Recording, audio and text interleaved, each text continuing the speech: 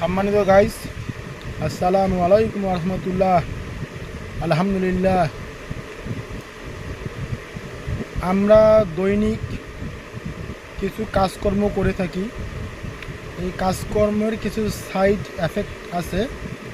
এই কাজকর্মগুলির মাধ্যমে আমাদের নিজের ধ্বংস নিজেই যেন ডেকে নিয়ে আসি। তার মধ্যে যেমন আমরা প্রয়োজন ছাড়া সারাদিন কাজকর্ম বাদ দিয়ে মোবাইলের মধ্যে আসক্ত থাকি, মোবাইল চাপি, এটি একটি কারণ। দ্বিতীয়ত হচ্ছে আমরা রাত্রে দেরিতে ঘুমাই। যেটার সময় আমাদের ঘুমানোর কথা সেই টাইমটা আমরা অ্যাভয়েড করে চলে রাত্রে 12টা 1টা এরকম সময় ঘুমিয়ে পড়ি। আবার সকালে ঘুম থেকে দেরিতে উঠি। এটি একটি অলসতা, শরীরের মধ্যে অনেক নেকলেন্সি ভাব আসে যায়, ঘুমটা মেচুরেট হয় না। এই অভ্যাসটা আমাদেরকে ধ্বংসের দিকে নিয়ে যাবে। দেরিতে ঘুমাও যাবে না, আমরা খুব আর্লি ঘুমাবো এবং আর্লি ঘুম থেকে উঠবো, এটাই আমাদের হওয়া উচিত। 3 নম্বরে হচ্ছে কাজের মধ্যে অলসতা করা। আমরা দৈনন্দিন জীবনে যে কাজগুলি করি, যেটা যার যেরকম কাজ, সেই কাজের মধ্যে আমাদেরকে লেগে থাকতে হবে।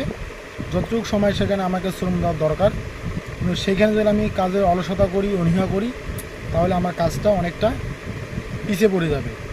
এটা একটি কারণ, নিজের ধ্বংস নিজেই টেনে আনার এটি একটি কারণ।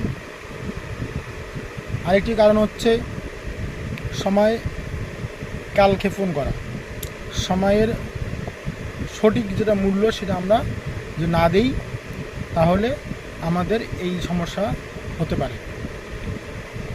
আর আরেকটি হচ্ছে সময়ের কাজ সময়ে করতে হবে। আজকের কাজ আমি আজকেই করব, কারণ আমি যদি বলি এই কাজটা আমি আগামীকালকে করব, তাহলে আমার আগামীকালও তো একটা কাজ থাকার কথা ছিল। যেহেতু আমি কর্মের মধ্যেই আছি, আজকের কাজটা আমি আগামীকালকে করব, এটা বলা যাবে না।